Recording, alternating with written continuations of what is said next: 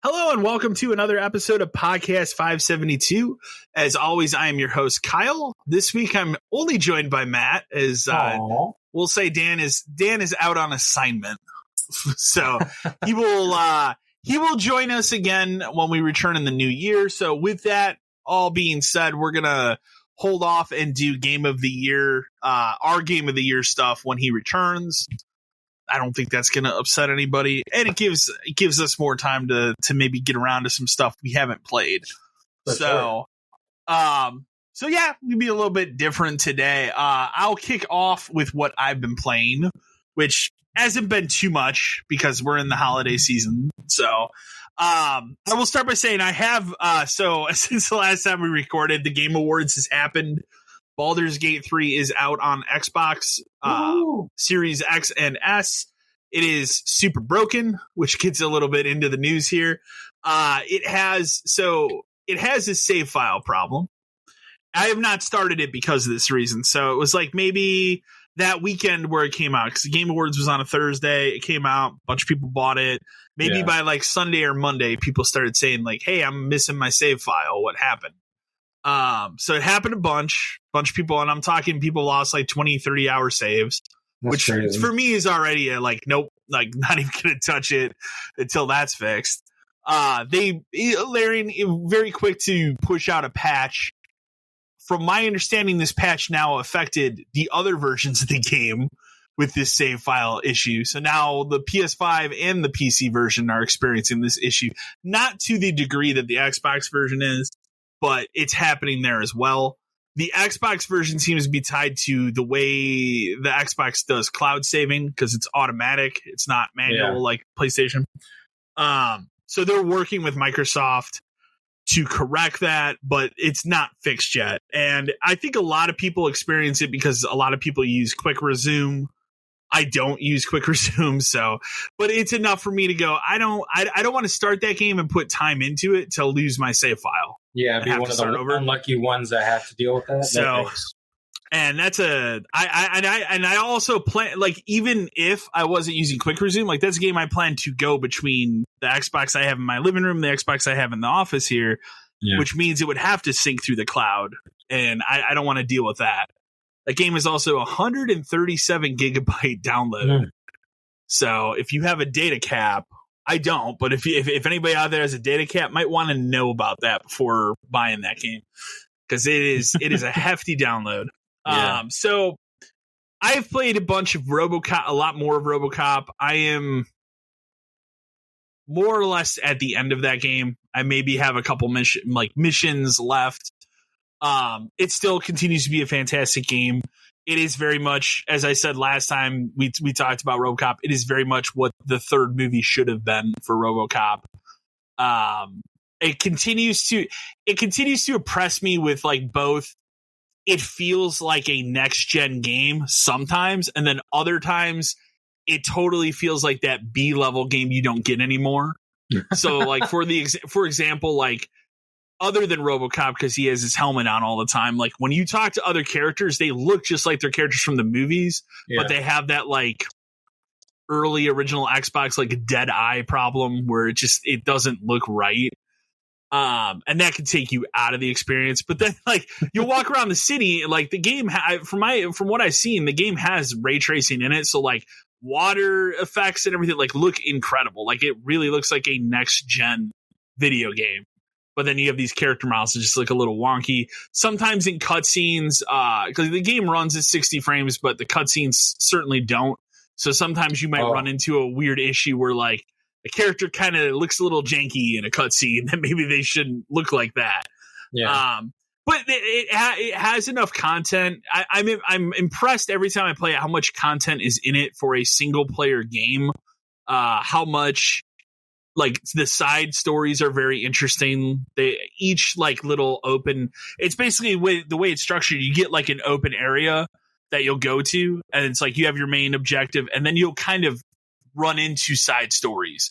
So like what I just recently did was I was walking down this city street to get to the objective, and there's just two cops investigating a murder mystery, and they're like, we can't get into this car because the car is electrified. And so you have to de-electrify that car, and then you're sucked into solving that murder.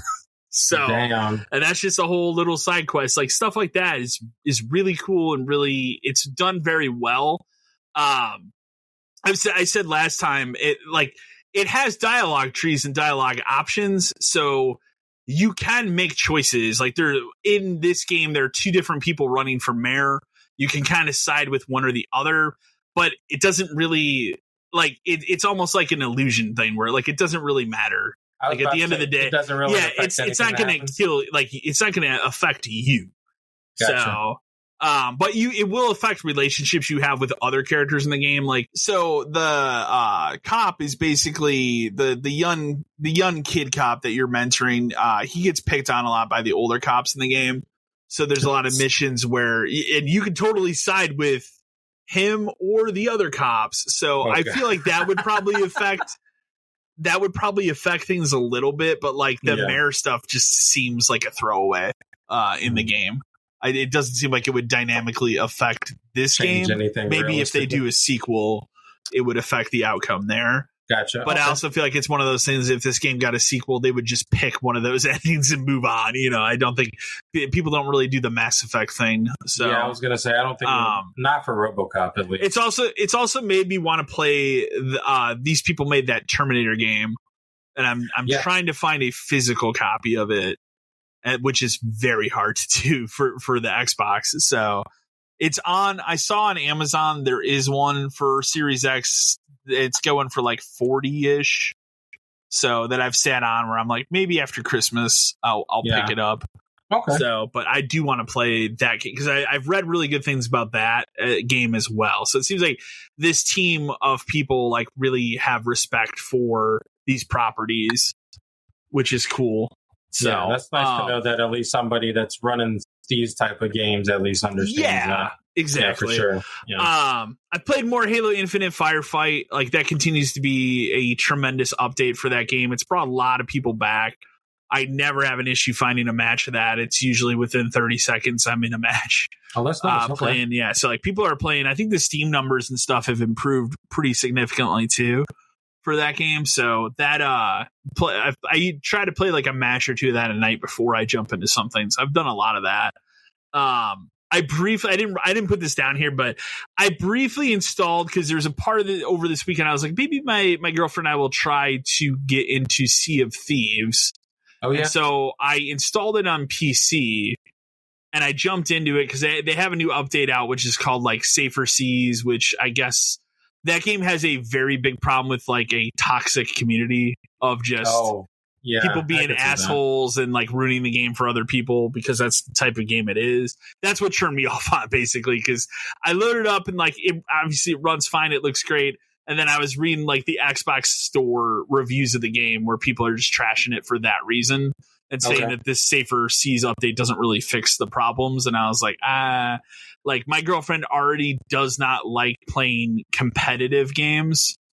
And if I'm going to like take her online into something and then we're just constantly getting destroyed by random people for no reason, she's not going to have a good experience. So I decided against that. I deleted that. And then I was like, maybe we'll finally do the Halo Infinite co-op. And then we ended up not playing anything except, and I don't know if you've ever heard of this game. This is not a new game. This has been out on the Switch for several years, probably going back towards the launch. It is a game called Heave Ho. You know, I thought you put that down, and I was immediately like, what game is that? I haven't heard of it. Okay, Heave Ho. It's a good, fun co-op game, and it's not competitive. You work together. She calls it the Wacky Arms game. Basically, you are like a little character that just is like a ball with two arms. Okay. And each like the left part of the controller, the right part of the controller controls, like the left stick controls your left arm, right stick controls your right arm, left trigger, right trigger control like your grip. And then you have to work together to get like through a level by gripping things. Gotcha. So it's a platformer. Not bad. It's a lot of fun. It goes up to 4 people. My only complaint with the game is like it goes up to 4 people. There are levels that definitely feel like you probably should have 4 people playing this to finish them. So, and that was my problem years ago when we originally played it, but she's been bothering me the last couple of weeks. Like, I really want to play that Wacky Arms game. So I'd actually re-download it to the Switch because it's been that long, but I can't imagine. I don't remember it being very expensive. It's a Devolver Digital game, so it has $10 like that challenge. I was looking at it online, and even Steam, it's $9.99. They've added a lot of shit to it too. Like when we loaded it up, it unlocked all these crazy like character skins. Oh yeah, like you could have one that looks like the dude from Dead Cells. That's a joke. I assume a lot of them are from other games that Devolver puts out. But that was the one I noticed. I want to say one of them was supposed to be a knockoff of a character from Hotline Miami as well. Okay. But it's a kid's. It's not a violent game. It's a kid's game. Yeah. So $10. It looks like across everything from what I can see. Yeah, that's not crazy bad. No, it's very good. So that's a highly recommended game that you can play. You can play same screen easily 4 people and have a blast. It's only on the Switch too. It's not on anything else. And then I started last night because we were watching stuff and I was like, I want to play something.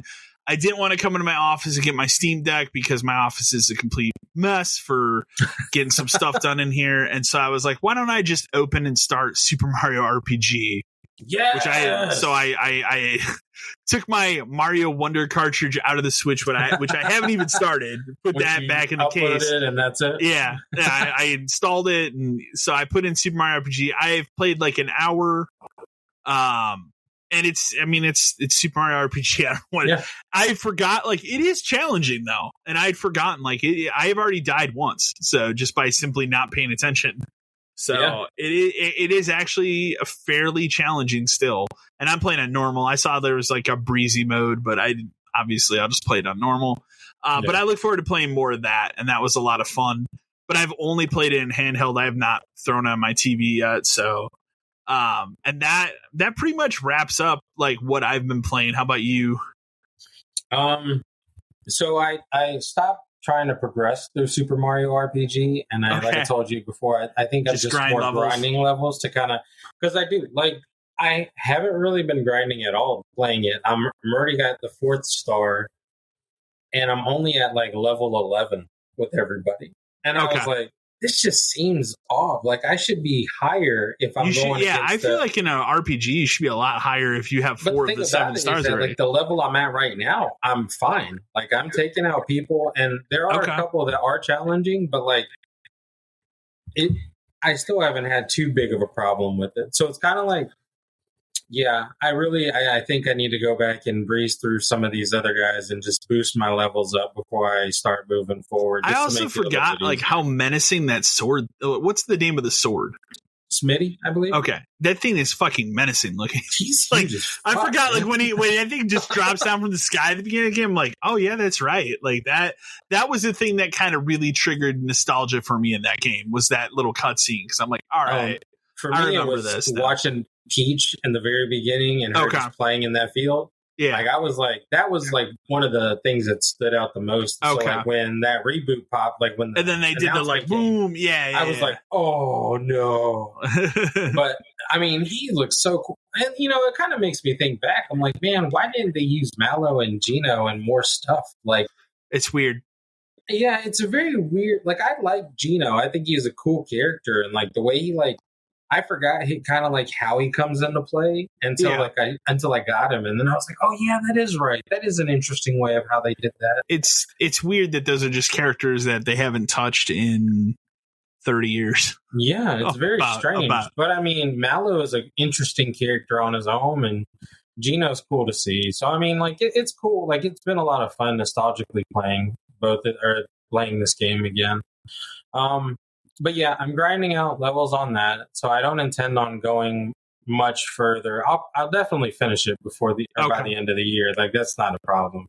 But I was like, yeah, I want to grind more so I can make this a little bit easier on myself, so I don't have to worry about too much. Because like some of those big bosses have like have a good amount of HP, so it's like it does take a little while to get through some of them.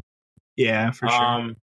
And then Sleeping Dogs, I'm still playing that, and it's gotten a lot more interesting now that I am like, so like I don't know if anyone's listening has played that, but if you have, it's like you're a cop that got put in undercover with the triads, and it's interesting because you still have to do cop missions. Yeah. And he's all covered up, like head to toe, so he looks like like a SWAT team member. Yeah, and like you're doing like side missions for the cops, and then you're still doing stuff for the triads, and like you're still trying to even help out the street people because like street people cred is good for you too. So it's a lot going on in that game. I didn't really realize. Yeah. But it's a lot of fun, and the combat that's what got me into it. Combat's really good. It's hella crazy, and it's so good, and it's very clean too. Like it feels very smooth going through everything. So hopefully I finish that before the end of the year too. But that's it. I think I do want to crack into some Elden Ring while we're gone. Okay. And maybe I can finish that up. Maybe I doubt I'm gonna say no. Maybe. I'm gonna say no.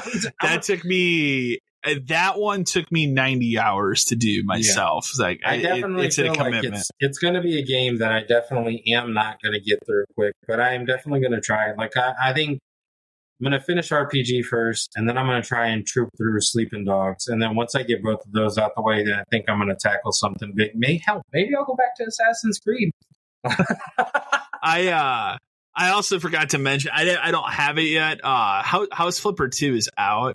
Yeah. $40. I did not get it purposely because I need to finish RoboCop. B, if I buy House Flipper 2, I will never finish this last DLC for House Flipper 1. Yeah, so that makes sense. I was like, you know what? I'm not going to tempt myself. I'm going to finish RoboCop. I'm going to go run through this last DLC of House Flipper 1. That's done. Because I can't imagine they put out more DLC for House Flipper 1 now. Like that's over. Like because this next one. I can't imagine that House Flipper 2 stays at the $40 price range either. It's $35 right now if you buy it in its first week. But yeah, no, it will. And that's the thing. I was like, I'll buy it after because I know the minute I start playing 2, like I'm not going to go back to the first one because I'm sure it'll have quality of life improvements and stuff. Where it's like, ooh, I don't want to do that again. Exactly. So, that makes sense. So that is out. I was tempted on Thursday though when it came out because I sat looking at it. I'm like, I know. Should I do it? You sent me the text and you were like, very it's only $35 if you buy it the first week. And I was like, yeah, you're going to end up buying it. Then I got a picture from Eric, who's on last week of him playing it. And I'm like, of course you bought it. So, but I'm like, no, I'm going to hold strong. So, but yeah, no, we can move into news. First couple news articles we actually have emails on. So I'll read the first one. Drew from South Lyon, Michigan. Hey guys, love that you are able to dive into the completionist situation on the last episode of the podcast. Curious, given everything that has happened now between his response, the threatened lawsuits, and both Muda and Carl's responses, what do you think is the end of this situation? Does Gerard even have a career left at this point? Thanks. Dude, I don't think there's anything you can do or say that's going to get you out of this hole. Even more since I think we got this email has come out. Dan had sent me, and I did not watch it till today because I just hadn't have time. But there is more clips of his Discord call with those guys have come out. To the most damning one that has come out now, where like he basically like tries but doesn't to bribe them. Like he basically the way he words it is like, he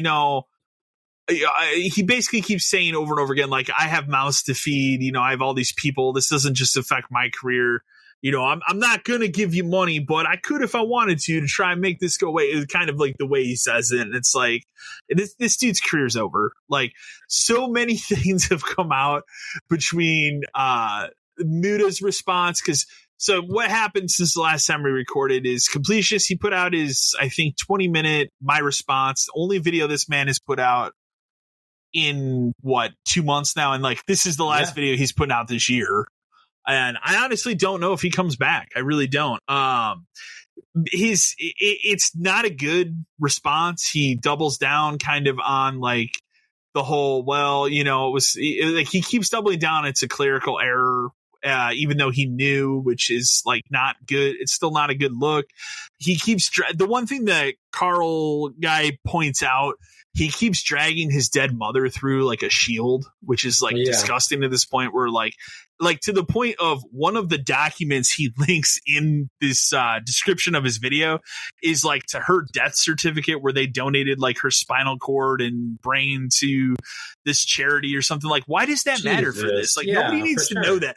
Like, people are not interested in that aspect of this. They're interested in the numbers and like what's going on with this money. The only like number sheets he put out are from years that don't matter to the story. So you put one in there from like 2014 and then something from this year, which like the year's not over yet. So that doesn't matter. And then he gets very defensive at the end and basically threatens lawsuits to both of these two dudes, over it because, it's slanderous at this point. So after that, the first guy put out a 55-minute video where he just like triples down on like, well, here's why you're lying, and basically goes through all the numbers, like everything you would want to, and proves like, now this is a lie, even though you've now donated 600,000. Great, but when we did that video, there was $655,000 in this account. Where is that money? Also, there's now two problems. There's money from these golf tournaments that are just non-existent. Who knows how much money that is? And then all of the money that he earned, and this is the biggest thing that came up in both videos that were put out now, all of the money that he's earned from these charity streams where he's talking about like bits and like if you buy a t-shirt, any of his merchandise and stuff, where'd all that money go? He's quick to kind of throw that under and say like, oh, well, that, goes to like catering and stuff for the events and stuff. I was like, no, I don't think all that money went to that. And obviously people have pointed out, and this is probably the most damning, is like, you have to know at this point that some of that charity money probably went to, if not all of it, went to him buying all those digital games when he was preserving the Wii Shop store and the 3DS. Like, that's like, he wasn't just sitting on that money. So it's a bad look. The second guy then put out his video where he straight up called him a pathetic bitch, which I laughed at after just dragging this dude through the mud like this entire video. And my favorite thing he said at the end was, he basically told the guy, he's like, you can go ahead and sue me. I don't care. I already have one micro celebrity suing me. Why not another? Which he's referring to, what's his name? The hot sauce dude, Billy Mitchell. Because that dude's done like a shit ton of videos on how Billy Mitchell's a piece of garbage too, to the point where he's getting sued by him. So it's crazy, but like there's so much now that has come out. Even his audience is now turning against it. The subreddit he had has been shut down.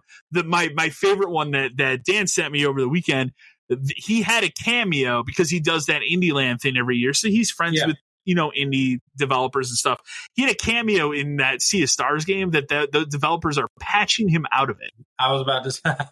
And it's like, all right, if we're at the level where we're starting to remove this guy from stuff, it's over. He ain't coming back. They don't want anything to do with it. So I think his YouTube career, I think it's all over at this point. Like, I don't know. I don't know if he comes back in the new year and tries to put up a video and see how's it go. I don't know.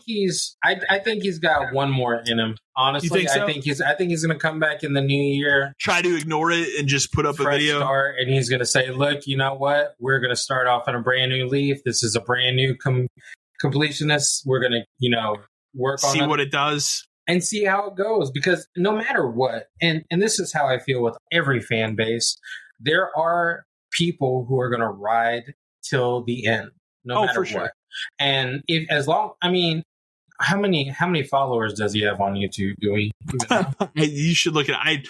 I didn't look. It's got to be close to. I don't know if he's at a million.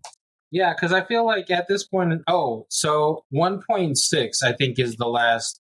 It looks like the last number. I want to say before this controversy, he was very close to 2 then, and he's lost quite a few. Yeah. Okay. So here, So right now he's still at 1.6. Okay. Actually, I take that back. 1.5. Sorry. Okay. And so since he's dropped down at 1.5, I still feel like I feel like he will attempt. He's going to take the rest of this year off. I don't see him coming back. Oh, no. It's holiday. Like, he can just use the excuse, hey, it's the holidays. I'm done for the year. I think by the end of January, beginning of February, we're bound to see something else from him. And I really do feel like it's going to be something of him trying to ignore everything that's happened. The thing I forgot you have to remember is this is a guy who also weathered the storm of the rebooted G4. Because he was a part of that when there was that Frost meltdown. Like, it's just, I forgot he was a part of that controversy. He mentions through all of it in that line I was telling you about with the bribery, because he mentions, he's like, look, I had to go through G4. He had to go through disassociating himself with JonTron. When JonTron had all that stuff going on. So it's like, I get it, dude, but like, this directly involves you. Like, this isn't someone else. I really hope that if you want to come back and do video content, there's no more charity. He can't do anything for charity ever again. Like, I just don't see you, even in the fact that you try to run like a charity stream at any point in time. There's no point. Like, you would have to definitely give all that money up. And that's the point where you're going to be like, see, I did do it. You know what I mean? And people, and those hardcore followers are definitely going to be up his ass. Like, yeah, man, look, he did it. He knows what he's talking about. For sure. That's his stuff. No, like, dude, just stop. Like, stop now. I think my guess is, I think he comes back, ignores it. I don't think he'll say anything about it. I think he just comes back with, hey, this is the next game I completed, quote unquote. I totally agree. I feel like at this point, ignore it and move on. And just see what happens, which I feel like whatever he puts up will garner a lot of views, at least the first video, because people are going to want to see if he says anything. So, and at 1.5, you still have a good ad revenue. Like, I mean, you could still generate a decent, like, for sure, life off of YouTube if you still have 1.5 million people following you after this fucking fiasco is out. Yeah, exactly. Like, that's insane. I followed people for less, like unfollowed people for less. Like, I mean, you think I'm going to follow? No, man, get out of here. Insane. So, insane. The next news story we also got an email about. This is a little bit more recent. That's crazy. I don't know how much you even know about this situation. Brad from Cincinnati, Ohio. Hey, dudes, what's your opinion on the whole Twitch nudity fiasco from this past week? That's insane. So, to run it down, there was, I believe it's an OnlyFans girl who was doing a stream where she's playing like Super Mario Sunshine or something. And to be fair, she was actually wearing a top, but it is so low cut. And the camera is angled purposely to make it look like she is topless, to the point where, like, if you watch like video of it, like footage of it, so it's she one has of those like things a hammer. Where she's like here, and it like there's a hammer that's like hitting her knockers. That made me chuckle. It's absurd, but this obviously blew up. It led Twitch into basically, for 36 hours or so, they allowed what they were calling artistic nudity, which, as I will tell you, they literally said, okay, and opened the floodgates of hell, and got exactly what they deserved, because so many fucking people were on there drawing dicks and just everything.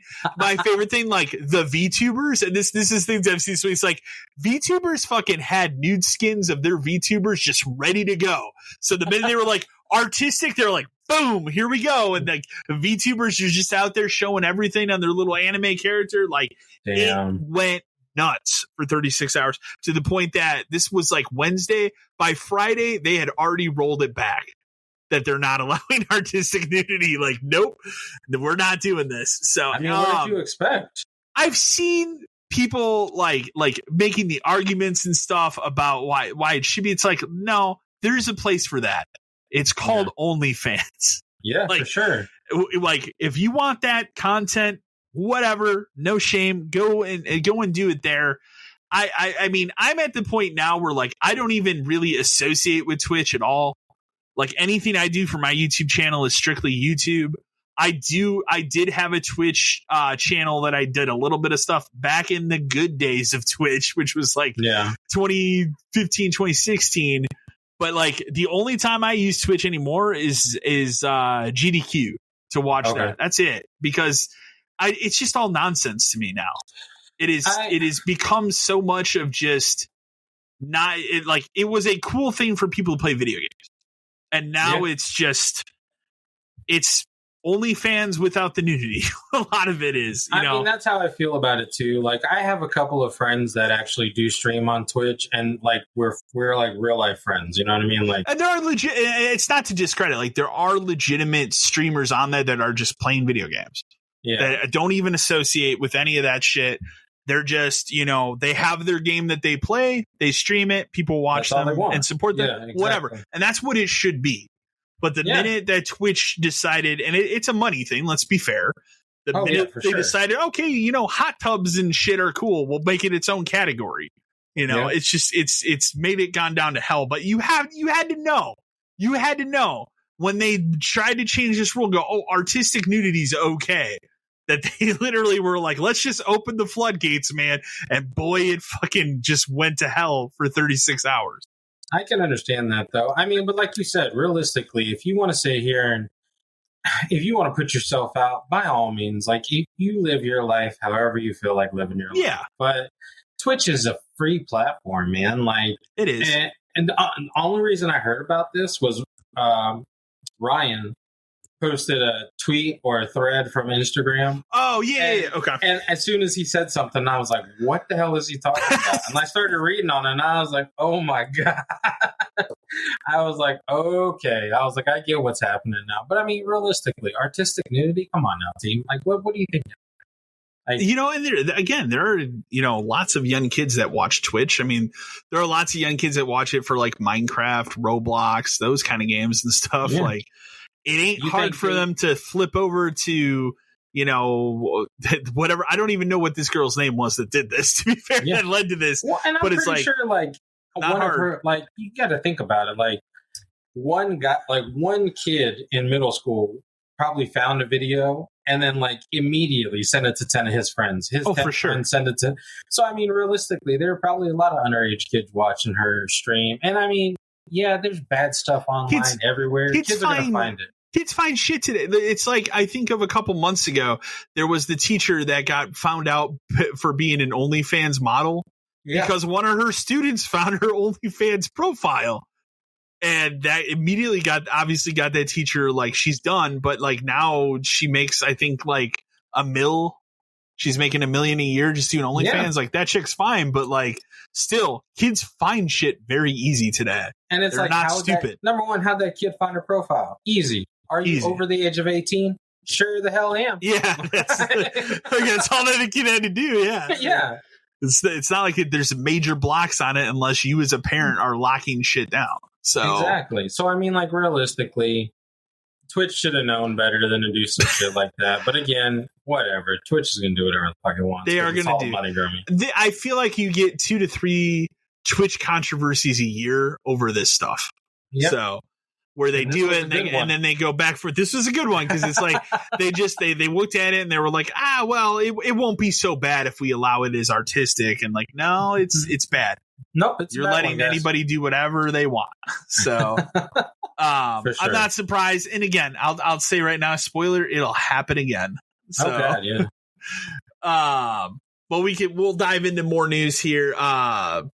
There's this big thing going on. Sony had pulled Discovery video. So this isn't these aren't games per se, but Discovery. So like the Discovery Channel, like that whole thing. they have videos that people have purchased, like seasons of stuff on their digital storefront.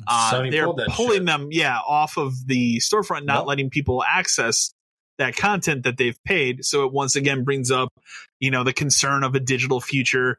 To add to that, Ubisoft is doing a bunch of server shutdowns, I think January or February. One of the, which, like, a lot of them, to be fair, you look at it and go, okay, I think the, Assassin's Creed 3 or whatever servers from 10 years ago can be shut down. Nobody's going to care.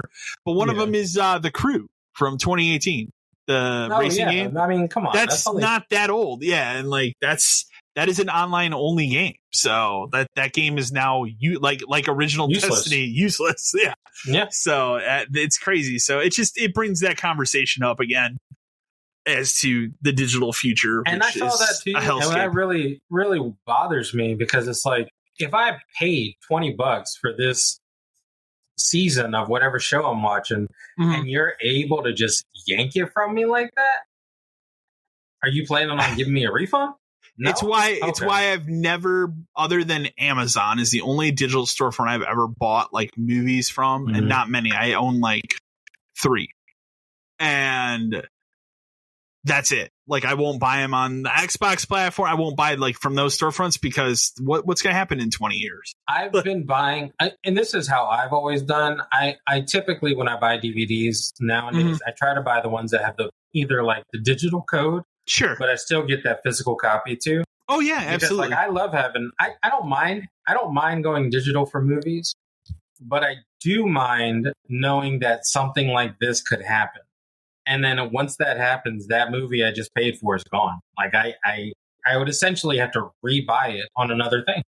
My bigger thing with movies is censorship and changing things about it. That's why, for me, like, I've even more this year than I have in past years. Like, I've gotten harder into buying 4K Blu-rays this year than probably the last 3 or 4 years combined, because of that reason. Because how many movies on Disney Plus have they thrown up where they've edited or altered something? Oh, there's tons nowadays. Current audiences, which my response to that would be the response we've had for decades, which is, if you don't like it, don't watch it then.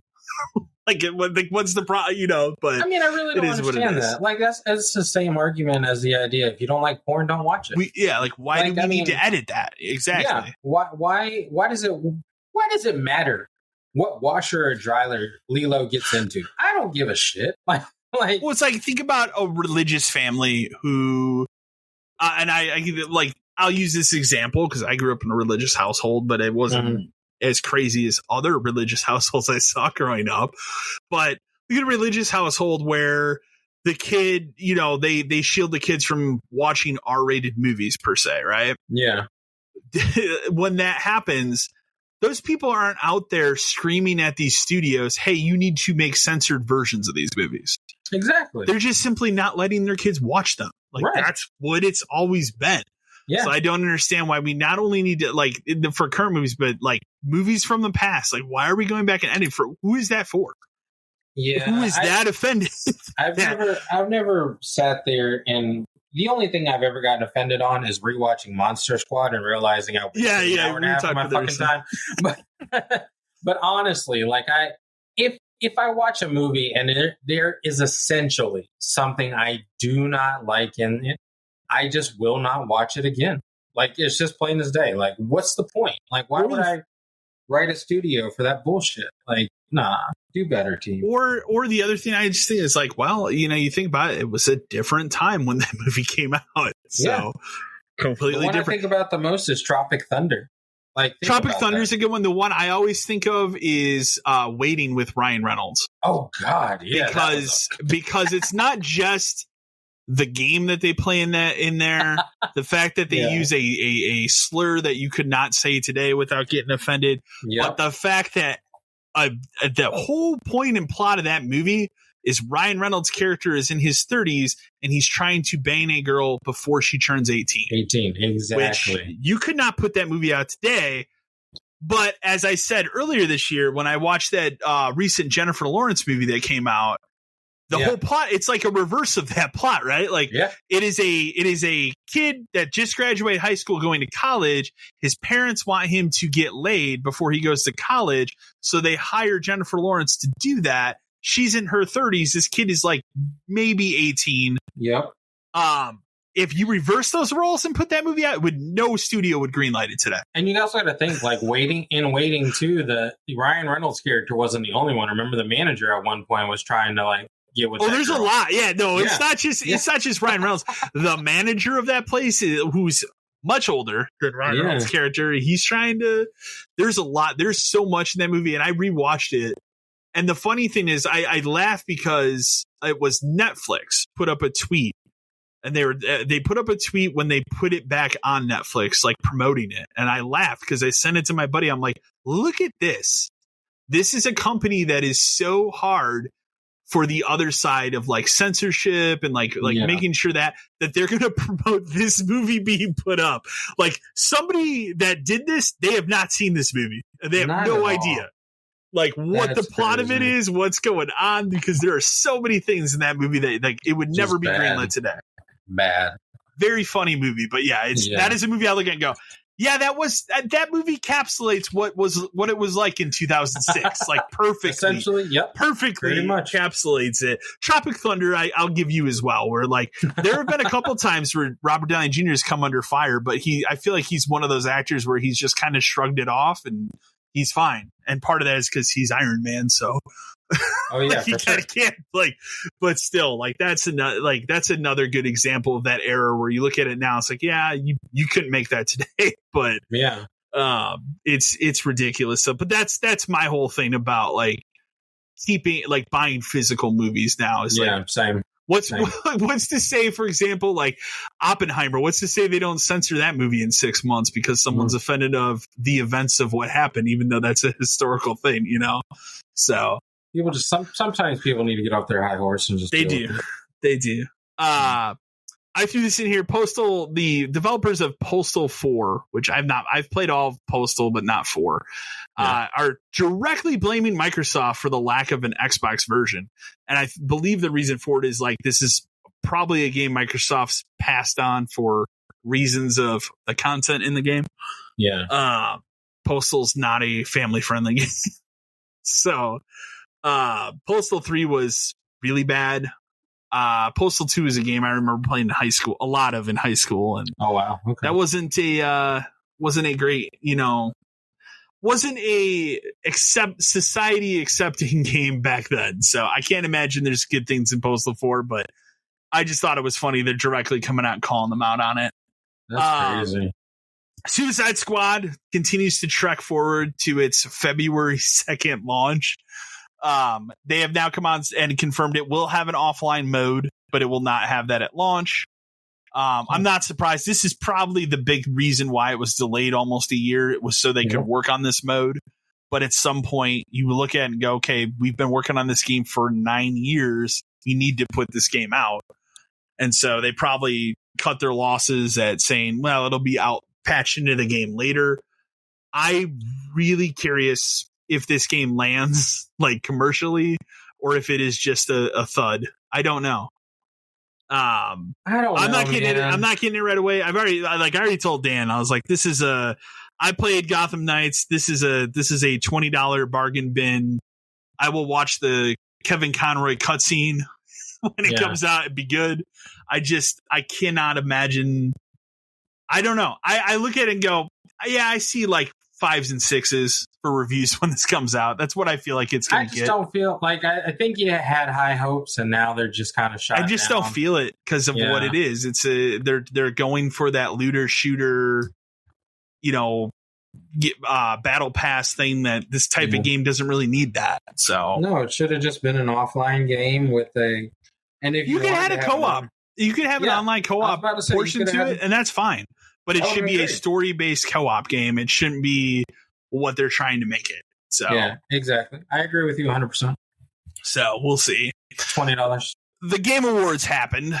Woo-hoo. The 2023 Game Awards. There's a lot of the Game Awards sure happened this year. There there were announcements. Overall, I would say for me, it was a weak year for the Game Awards. People were really upset and angry at the Game Awards this year. I had made a video about it because, well, I understand why people are angry and upset. These have been problems with the Game Awards for years. Yeah, for sure. This is not the first year that the Game Awards has had these problems, but they were more egregious this year.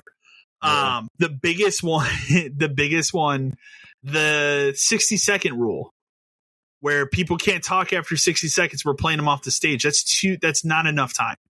Yeah. I understand why they did it. Because of last year, Christopher Judge's speech was, 18 minutes or whatever. And I get why you want to keep things quicker. But for a show that was 3 hours long, had about 30 minutes of awards and 2.5 hours of other shit, you could have let these people talk a little more. It's so bad that when Baldur's Gate won Game of the Year, that guy didn't even get to finish his speech and say, hey, the game's out on Xbox now.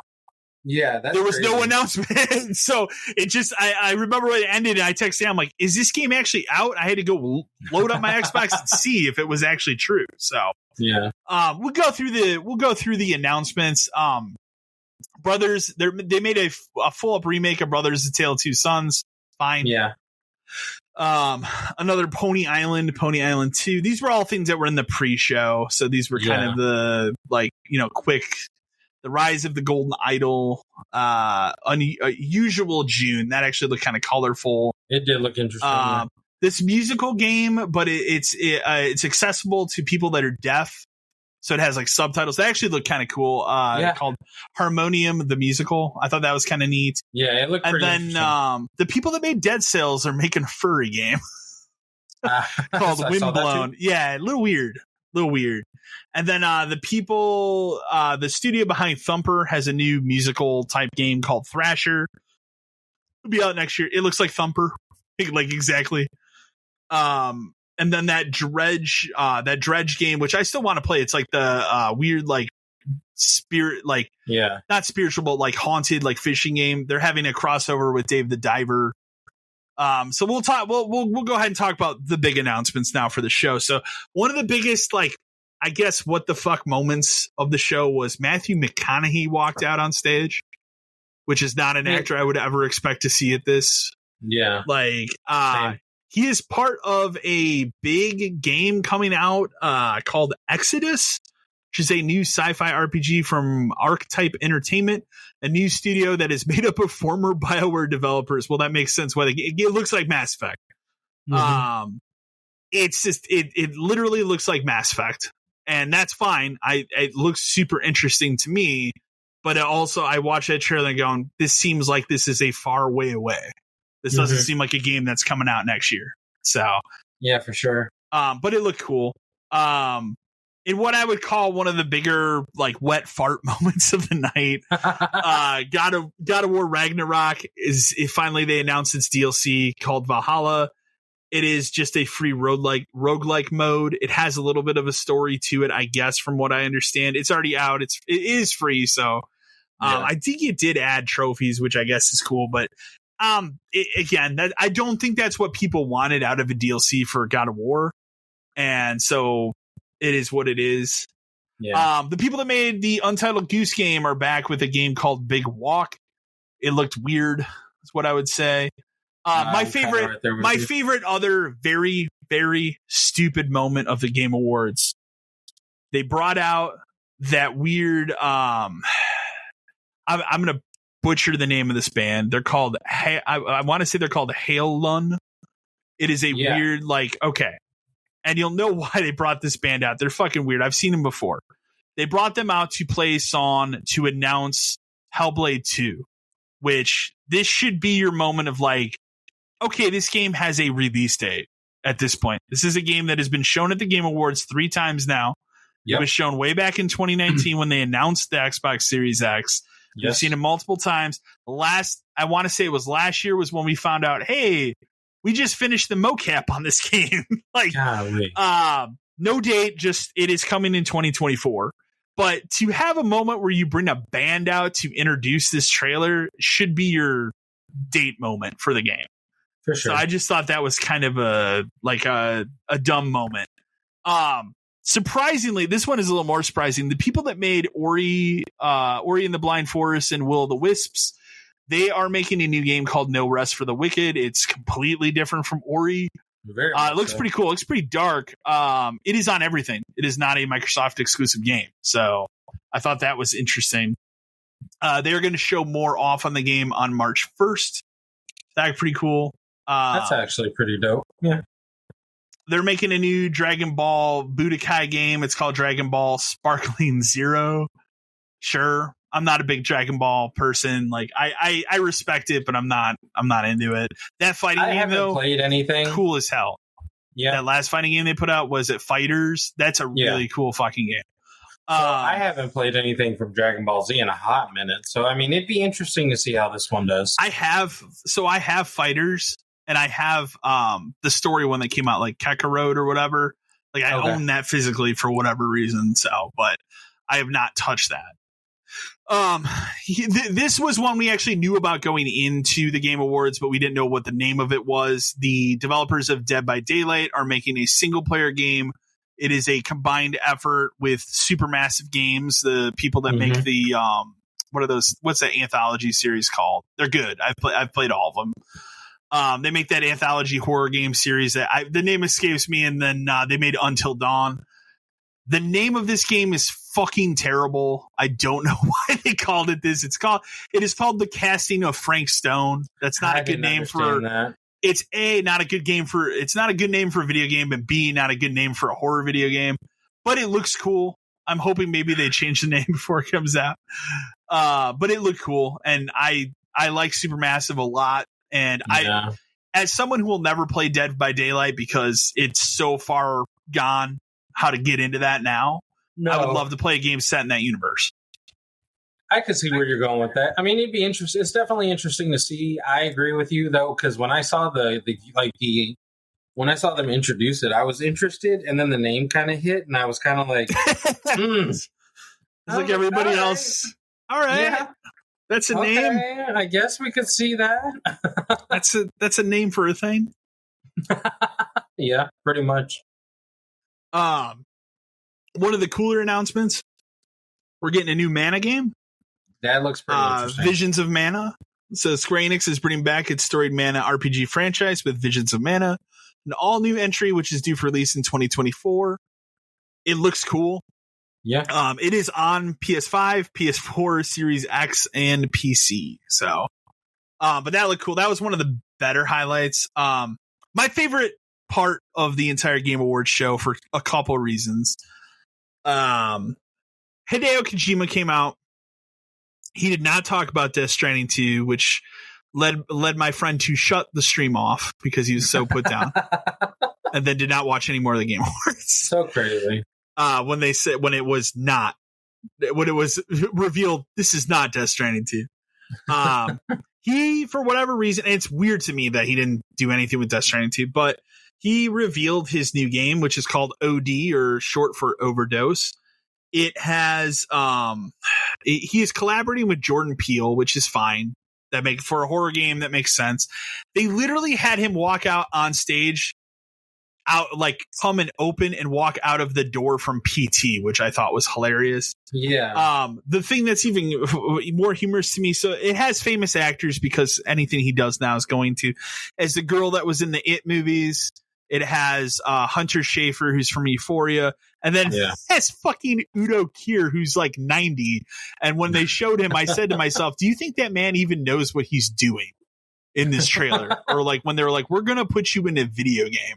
That's crazy. So, that's pretty much it. Like he didn't really reveal what it is. It's a horror game. Kojima can do anything he wants. I'll play it. And I'm sure this is way, way far away, but it looks cool. I like the trailer. I like what they showed.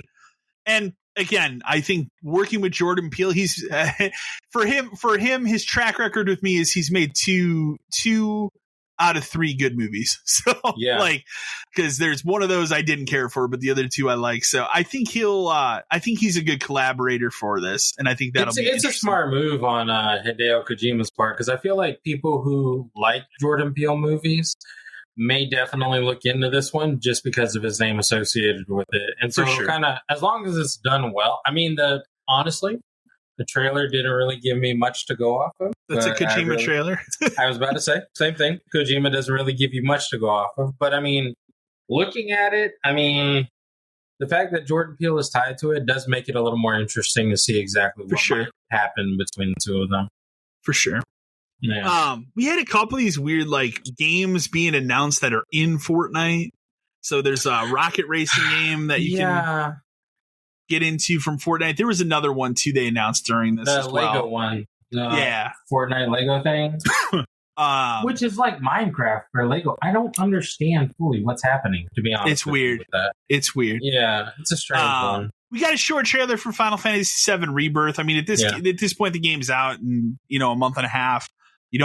People know what this part of the story is, so you don't really need to show much. And still, for me, is my most anticipated game of next year so far. So I'm really looking forward to it. They also announced an Apex Legends crossover event, which just looks silly in a good way. One of my other favorite announcements was they brought out the actor from a show nobody watched but me, apparently, Raised by Wolves. And he's making some weird game called Tales of Kenzira Zhao. It's a Metroidvania type game. It looked pretty cool, but as someone who loved that show, I was happy to see this guy doing something. I didn't realize he's big into video games, so that's cool.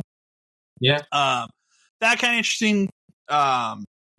People don't nod. The people behind, Life is Strange and all those, they have a new game. They showed it very briefly. Lost Records, Bloom and Rage. It looks like another one of those type of games. Yep. The most controversial announcement of the Game Awards will be the next one, which was also one of the most surprising. Arcane Lion. So the people that made Dishonored 2, which heavily rumored before the show that they were making Dishonored 3 finally, are not making a new Dishonored game. They are making a fucking Blade game based on the Marvel comic character, which is awesome. I love Blade. Love that original movie. It's a favorite of all time for me. Oh, for sure. The controversy. The game looks interesting. The controversy. I mean, first of all, the game, this is literally a trailer and that's it. They have not even started this game. So it's a while from now. I'd say earliest you probably see this 2026. That would be my guess. For sure. No, I agree. The controversy is nobody can figure out if this game is exclusive to Microsoft or if it is a multi-platform game. Yeah. I would go and say, for me, it's got to be exclusive. It's Bethesda. They own Bethesda, so they own Arcane. Why would they not? But I don't know. So, I mean, I guess essentially we'll just have to wait to see what happens. We'll have to wait and see. Yeah. But it's still awesome to see. They showed a brief trailer. Some of these I'll just go through quickly because I don't think they were that important. This Mecha Break game, I don't think that was really a big deal. Another life sim game, Palia. Oh, another favorite of mine. They brought out Sean Murray, creator of No Man's Sky, announcing his new project, Light No Fire, which on the surface it looks fine. It looks interesting, but is it going to take 8 years to get to what that game probably wants to be? I don't know. I hope on their sake. I mean, No Man's Sky is good now, but I mean, at launch, that game was horrible because people were just. I will say, one of the best redemption stories in video games is No Man's Sky. Yeah, for sure, man. It's to the point now where, like, my friend and I, we went back in. That was our original COVID game. Mm-hmm. We played a bunch of No Man's Sky that summer, and then fell off of it. And now it's to the point where we just recognize, hey, they've done so many updates that I don't even know what the fuck's going on in this game, and that's cool. But I'm good. I got my 150 some hours out of that game, but holy shit, what a redemption story. Because man, when that game came out, what a train wreck it was. That thing went through, some of these I'm going to skip because these were just like commercials. Final Fantasy 16 is getting 2 DLCs. One is already out. The other one is out in the spring. And that's going to be it for that game. That team has actually already been disbanded. And then, and this was for me, this was kind of a dud. I know it's not going to be for everybody. There's a big audience for this game, but their big mic drop end of the show trailer is a new Monster Hunter game, Monster Hunter Wilds. So this would be a sequel to Monster Hunter World. I think that was the name of that one, which I played a little bit of, but I'm just not a Monster Hunter person. That was the one I tried to get into. I don't know. It doesn't click for me. I don't have any like disrespect towards the franchise, but it's not for me. I mean, the game itself, like I did play Worlds for a little while, but I'm the same way as you. It just didn't click. It just doesn't. Yeah. Like, and I was like, nah, if I'm not really feeling it, there's no way I'm going to get through it. So, again, cool that they're making. I'm not surprised. Yeah. Monster Hunter World, up until that game came out, Resident Evil 5 was Capcom's best-selling game of all time. Yeah. And then that game was the one that dethroned it. So it's not surprising they're making a sequel to it. So not at all. But again, that kind of wrapped up the Game Awards. I felt overall it was a weak year between the controversy of not letting people speak. You have the same thing they've done for several years of, firing off 4 or 5 award categories really quick. Mm-hmm. This year, I thought it was worse because it was almost like Keighley had to shout over that orchestra because they were playing so loud. Like, it's just, I don't know. There are parts of it that were weird. And then the announcements, I thought overall, like, there were a couple cool things. Like, Blade's really cool.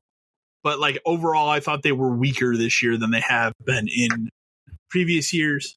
Yeah, I can agree with you on that. I thought Blade was probably the coolest announcement out of everything. Yeah, that was probably my announcement of the show as well. Yeah. So, couple things that have come out since the Game Awards. Christopher Judge, so the Kratos voice actor, came out at the beginning, took a pretty harsh jab at Call of Duty. Made a harsh jab joke at Call of Duty in the campaign length, which COD developers are super pissed about that he said what he said, but like, he's not wrong. Like, that's the thing. Like, he made his comment, but he's not wrong. Like, this year's Call of Duty has a shitty campaign that is less than 4 hours. So, but I don't think his joke was scripted. I think he just said it. So, because I cannot imagine, like, Keighley, you have all these people, you have all these advertisers set up. I don't think any of them would have signed off on a joke like that. So, yeah. This I thought was crazy, but obviously whenever Kojima puts out a trailer, kids pick through it. They picked through and found that if you look at the lips of Udo Kier's character, he has a Silent Hills reference like tattooed on his lips. Like, it's back to that Silent Hills PT game. And I thought that's just crazy. But like, again, that's another sly, like, Kojima fuck you to Konami type thing that I love. So I'm not surprised. Couple 343 things here. So 343, no shocker. They have no active development on a single player content or DLC for Halo Infinite. Not shocking. I've said all along, like, they will continue to support that game with multiplayer, which it's in a very good place right now for multiplayer. Yeah. They're clearly working on whatever the next Halo is, and they've kind of said that. With that being said, they apparently are also done supporting Master Chief Collection, which has upset some people. But then I think about it and I go, well, next year will have been out for a decade. Yeah. So, like, at some point you kind of have to just cut the wheels off and it's over. And for that game, like, that game's also in a really good place now. You have more than that game launched within it, because it's not just the Master Chief Collection anymore. You have the spin-off, and you have Reach in that game as well. So, like, they did a ton of things for that game. It's Series X enhanced. Like, it's fine if that's done. The other big news story this week, which has been really going through the mud, there's been big, like, shitstorm news stories between the completionist thing, but this one is insane. The day before, which I don't know how before this even just randomly launched that people didn't think it was not a scam. Has basically been all but confirmed. It is confirmed. It's a scam. This developer launched the game, and then 4 days later they shut their studio down. So the studio is no more. The game has been pulled off Steam. You cannot buy it anymore. Thank God. They have come out and said, like, hey, we're gonna refund people if they want to. They came out and said, they basically came out and straight up said they promise refunds, but they tell customers shit happens. So it's just, the whole thing is a fucking mess. And I'm not surprised. Like that game had so many warning signs from its trailer. If you watch the trailer for the game and then look at the actual gameplay, like they're nothing alike. No, not like at all. What the game was promised to be versus what it actually is. It's mind blowing. So again, I don't know how people were fooled by it, but I guess that is what it is. So I was not fooled by it. You obviously weren't fooled by it. No, man, my timeline was flooded with people playing this game all over TikTok and like Twitch and stuff like that. It got a lot of people in. I'll say that. Dude, I saw one dude playing it and he chopped down a tree and the tree like fucking just seized and like covered the entire screen. Awesome. And homeboy was just like, well, this happens when you cut trees down. I'm like, why are you still playing this game? Like, yeah, there's no, I get it. You know, sometimes shit happens in video games. It's understandable. You know, glitches happen. It's not a big deal. But if I am doing the exact same thing multiple times in a game and the game continues to do the same action, that's a problem. Like, that's bad. Like, that's bad. And then the fact that they came out, like the team came out and said shit happened. No, shit don't happen. It's not acceptable. Like that. Yeah. It's clear that they knew the game was not going to be ready and they launched it anyways just to make the money they could before they shut down the studio a couple days later. Like, that's what they did. And the game was promised to be what? My understanding was the game was supposed to be like a DayZ type thing. And it is not at all. No, not at all. Which, like, DayZ was always a cool concept. So I just never thought that it lived up quite to it. But so I can see why people would be excited for something like that. But yeah, it's bad. It's a bad situation. Free Radical, people that made Time Splitters have been shut down again. You can thank Embracer. Not surprising. Wow, you will not see a Time Splitters 4, which sucks.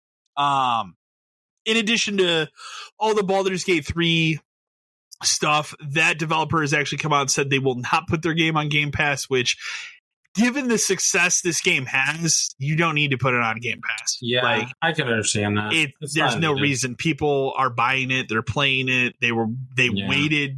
I mean, I waited however many months. I bought it. I have it, and I still haven't started because of the save bug, but like, they got me.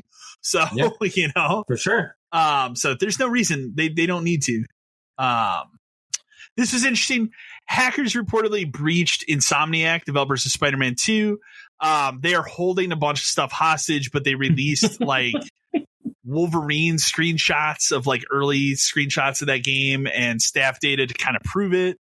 So I don't know if more is going to leak out about it. I didn't actually see the screenshot they put out, because that's, you know, people are scrubbing that from the internet, but I'm sure you can find it if you want to. But I mean, if you look hard enough, you can find it. You find anything, but again, that seems like that happens more often than not with Sony Studios for some reason, and I don't know why.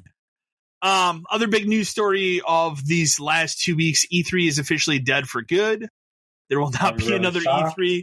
Nobody should be shot. It sucks. I always liked E3, even back being, you know, it's a small kid getting into the video game stuff.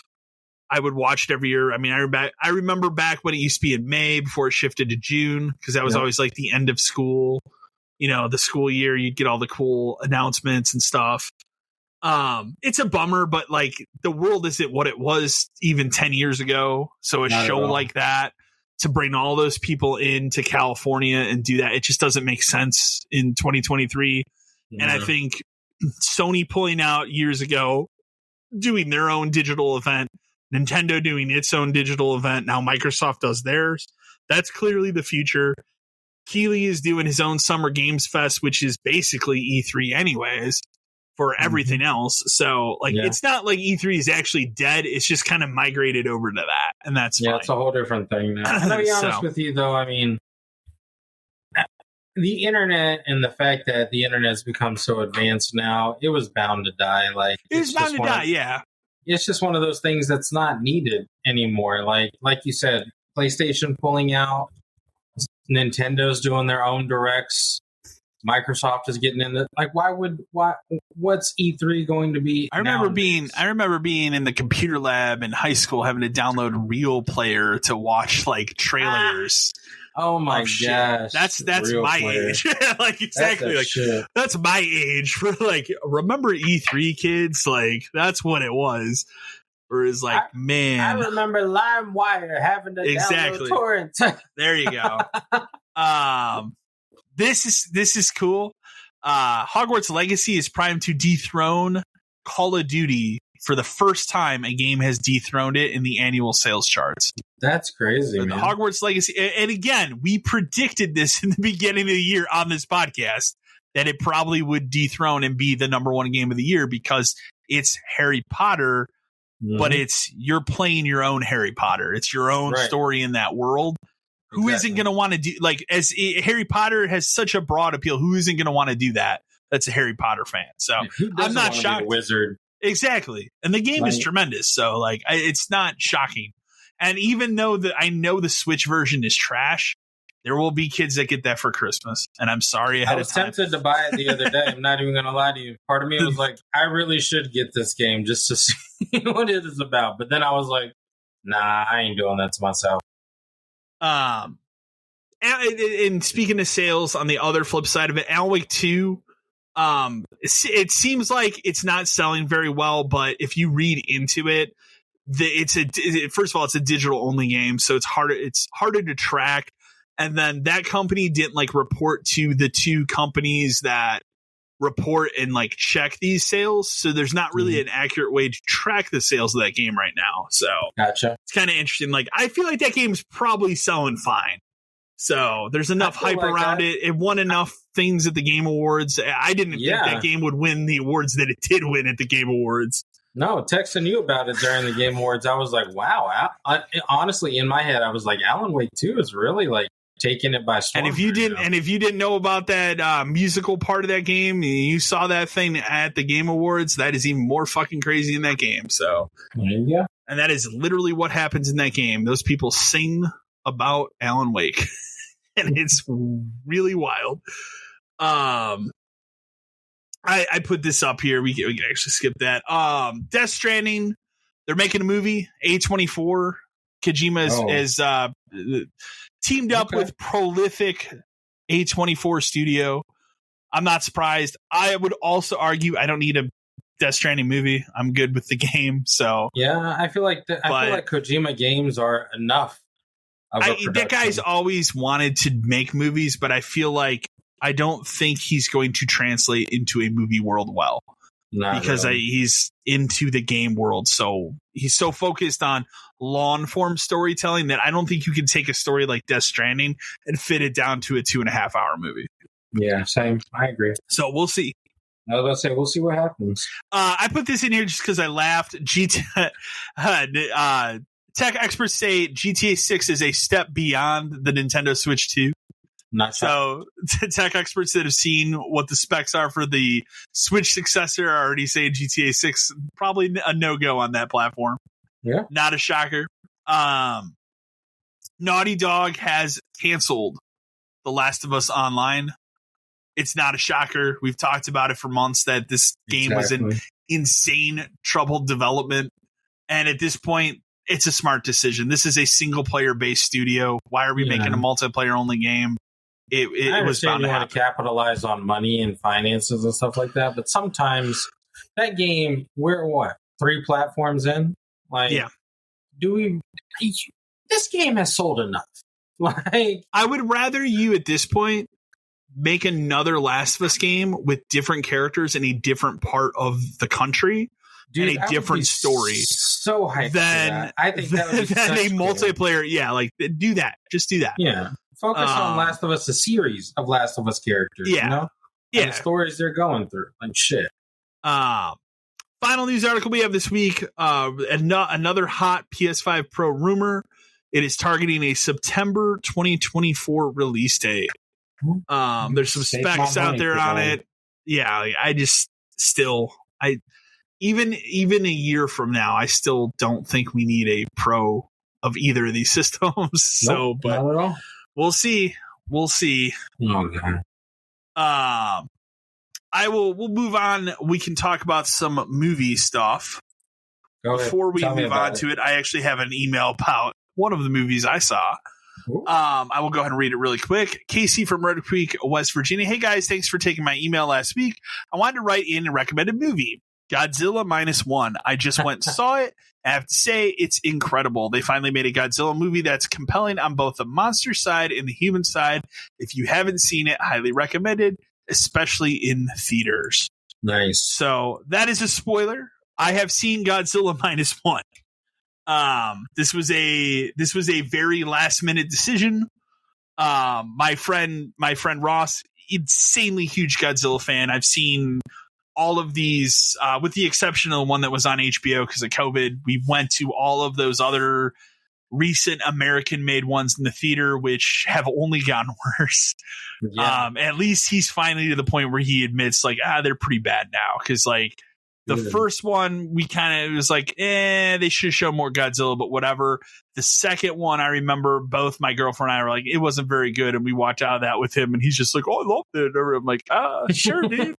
But then, like, the con, it was not good. And this new one, which we'll talk about in a second because it ties into this, it looks terrible.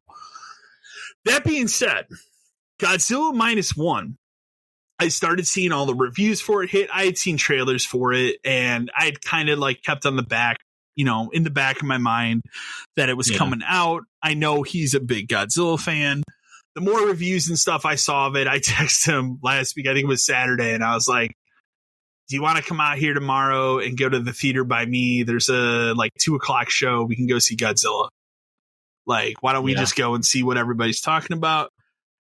Which we did. This, and I will say, this is not hyperbolic. This is the best movie I've seen this year, bar none.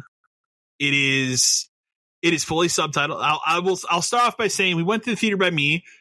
For a movie that is Japanese only, audio subtitled. 2/3 of the theater were full, so it was not sell out like every other movie I could have seen at this theater. But 2/3 for this type of movie, pretty packed. Mm-hmm. I really expected when we sat down and started, I thought, okay, somebody's going to get up and be angry because it's subtitled and they didn't know. Not a single person. Everybody was fucking into this thing from the beginning. That's what's up. It is set in, I want to say 1945. It starts in 1945. I think it jumps to 47 pretty fast. Okay. But it starts at the end of the war. The story follows a kamikaze pilot who just decides, I don't want to do that. And so the movie opens with him flying to this island so they can check his plane to make sure that, it is. And one of the mechanics kind of walks over to him and he's like, hey, we're not finding anything wrong with your plane. Are you just trying to get out of your job here? And he kind of shrugs his shoulder. And the guy's like, no, I understand. They kind of have a little bit of a rapport about it. And then the other mechanics start to give him shit. It becomes nighttime and Godzilla fucking attacks this base, but it's not Godzilla yet. It is like early Godzilla. So it's a big lizard, but the nuke hasn't hit Godzilla yet.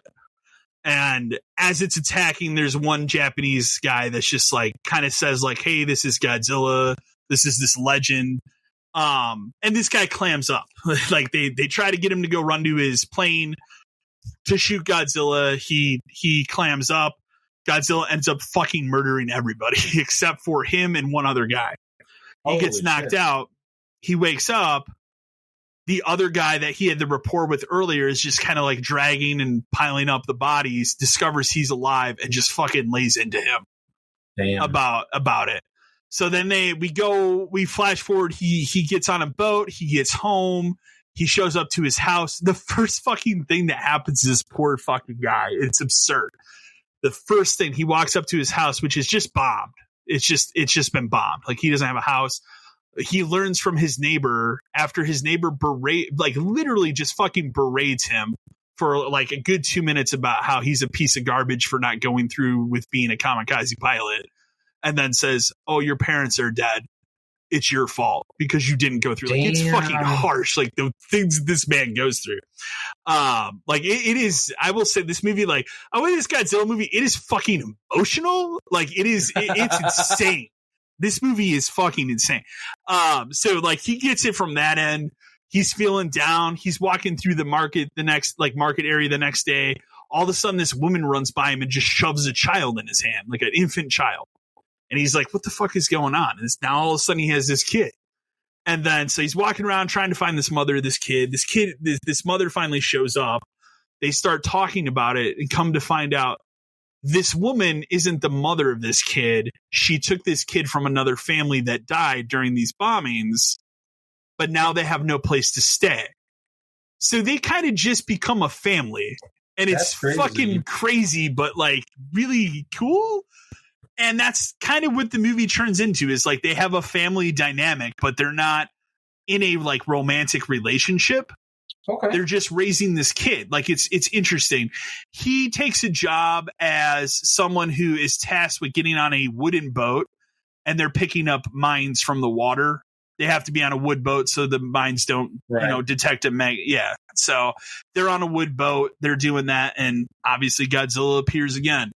Godzilla is very much a villain in this movie, but Godzilla is now Godzilla. You know, the nuke has gone off and made Godzilla.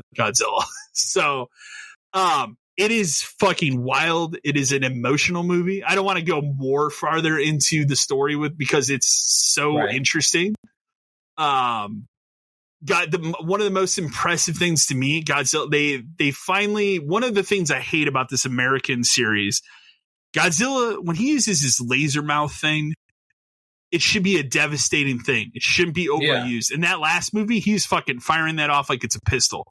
This movie, when he uses that breath, it is the most devastating fucking thing you will ever see. Like, he shoots it. It is like it goes like a beam. It blows up like a nuclear bomb. And then it has this impact where like the wind and stuff comes back and just blows people away because it is so fucking powerful. It is devastating. Like the destruction in this movie. This movie cost $15 million to make, and it has already made, I think, triple its budget. They keep extending it in America. Like every week they're like, you know what? Another week of Godzilla, because people keep going. I almost this weekend got my girlfriend to go see it. The only reason we had other stuff going on this week, because I was like, I will go see it again. It is emotional. It is like nothing I expected going into this. I did not expect walking out of this movie to go like, this movie, like, it had an emotional impact. It had a great dramatic story with these human characters, but also you have Godzilla showing up and just fucking devastating stuff. If I had any complaint, like, there is a little bit of that. Sometimes you look at Godzilla and go, yeah, it's Godzilla, not like the best CG, but considering the trailer they just put out for this new Godzilla Con movie, this movie looks way better than visually. Like, whoever, I told you several times, whoever at Warner Brothers decided, hey, let's capitalize on Godzilla -1 by putting out the Godzilla Con trailer this weekend, is an idiot. Idea. Should be fired, because that movie looks so bad in comparison to this. I cannot recommend it enough. It is the best movie I've seen in the theater this year. I was glued the entire time. I didn't look at my phone once. And this is a movie where I had to sit and read the entire fucking thing. And that's, for me, that's already kind of a tough sell. But then I'm going to the theater to do that is even a tougher sell. But again, I had so many people who are like, you need to see this Godzilla movie. It's fucking insane. And so it really is. So cannot recommend it enough. I'm sure it'll play at the theaters at least through Christmas, I would imagine at this point. Highly recommend it. They keep opening it to more theaters every weekend. So highly recommend it. only other movie I watched because I finally said, I need to watch one of these 3 fucking hour epic movies I've been sitting on for half a year. So I decided to go all the way back and watch Beau is Afraid, the new Ari Aster dude that made Hereditary and Midsommar. This is his new movie. It is one of the weirdest movies I've seen. I will say I liked it. It's not something I would probably ever watch again. Okay. It is a great... Joaquin Phoenix is great at playing socially awkward characters. That's why he was great as the Joker. He does well playing a socially awkward character here. The easiest way I can describe this movie is you are watching a man navigate through his actual living nightmare. So, like, this movie starts, everything around him is fucking chaos. Like, the city he lives in is just rampant violence. This man is walking down the street. People are getting shot, stabbed, cars are blowing. Like, it's insane. And it never really kind of lets go of that insanity. Okay. There is a scene. The scene that will stick with me forever is the whole point of this movie is he's supposed to go visit his mom. And then he finds out through strange events that his mom fucking died. So, like, he calls to talk to his mom, finds out that his mom died in a freak accident where, like, a chandelier fell and, like, cut off her head or something. He finds out from a UPS driver. It's like a really weird. Wow. Yeah. And then the next scene is, like, he's sitting in his bathtub, like, just trying to fucking make sense of what happened. And out of nowhere, he looks up. It's like the most surreal scene I've seen in a movie in a long time. He's sitting there. All of a sudden, this water is dripping from the ceiling. And he looks up. And like as I said earlier, like the part of this movie is the city is just people killing each other and going nuts, right? He looks up. There is a dude on his ceiling, like holding onto the edges, like he's trying not to fall into the bathtub.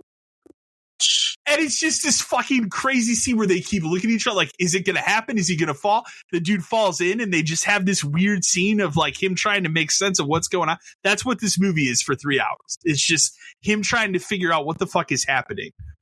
And well, you as a viewer are trying to figure out like, okay, this obviously is a dream. Yeah. Like it is wild. That scene will always stick with me because it's just the most crazy shit where I'm like, what the fuck am I watching? Like, how is this guy above him? But there's wild shit. I don't want to spoil even the end because the end gets really fucking crazy. I enjoyed it. If you like, if you watch Hereditary or Midsommar, even if you've watched those movies, this is so much different than that. This is this guy's version of like a David Lynch movie. Whereas, like, I think Hereditary was his version of an Exorcist movie. Midsommar might have been like a Cronenberg type movie. This is very much like I wanted to make a David Lynch like movie, and that's what this is. I enjoyed it. I will probably never watch it again because it's so weird. I explained it to my girlfriend, and even she was like, "This sounds weird as hell." It was. I also will say it's too long. There is a part of the movie where it just kind of drags. Like they could have cut it. I think in a perfect world, you cut this down to 2.5 hours. Perfect.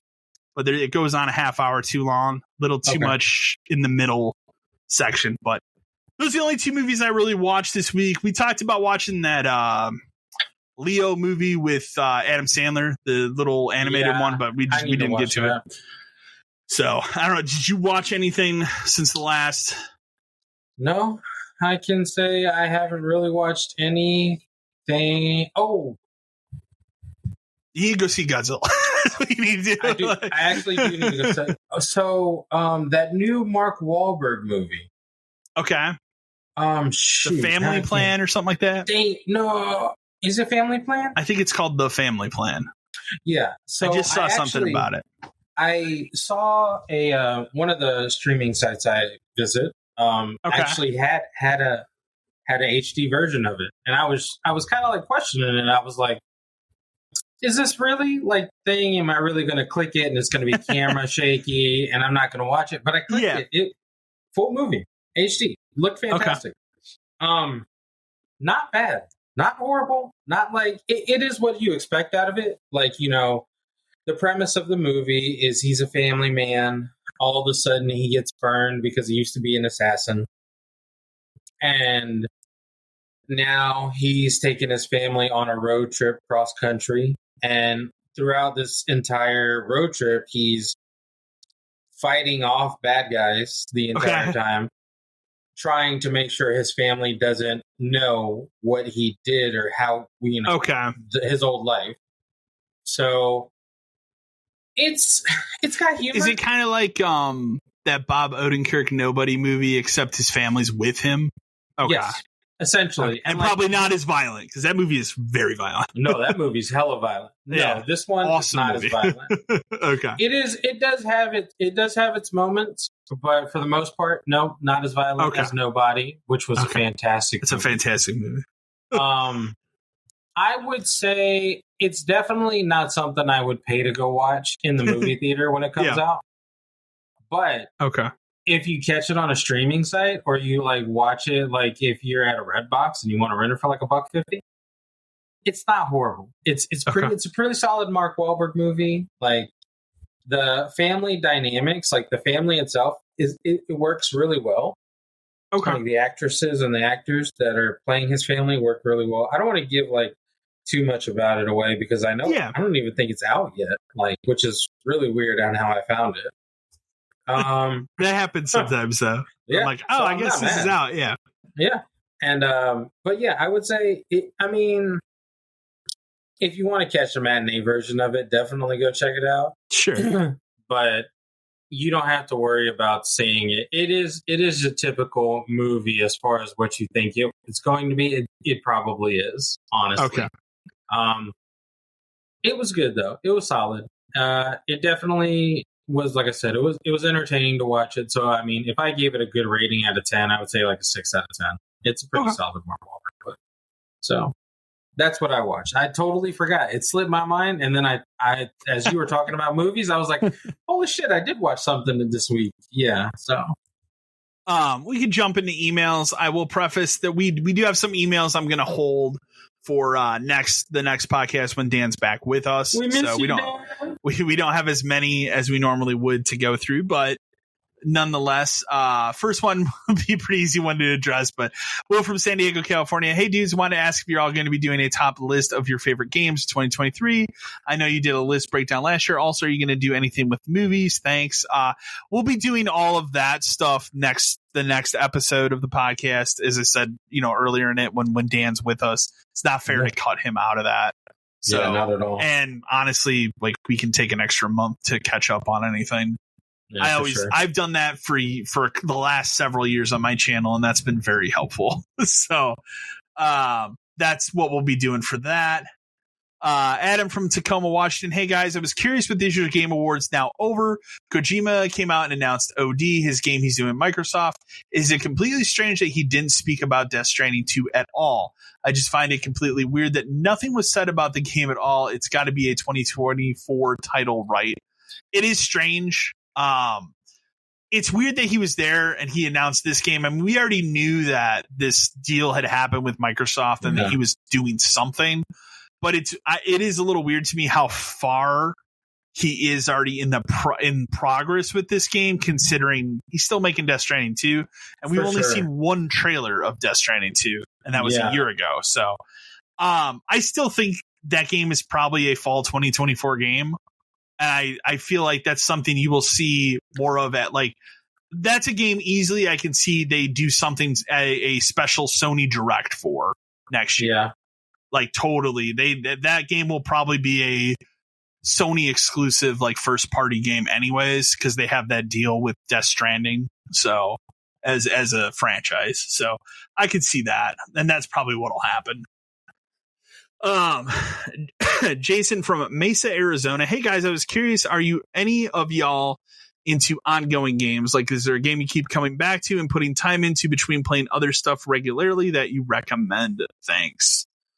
I mean, mine, like, I've never really been into I wanted to say Fallout, Fortnite, or I played a little Apex. I not that I dislike Apex, but I don't know. I'm not at the level of multiplayer that I was a decade ago. Yeah, I'm more of a single player person than I am multiplayer.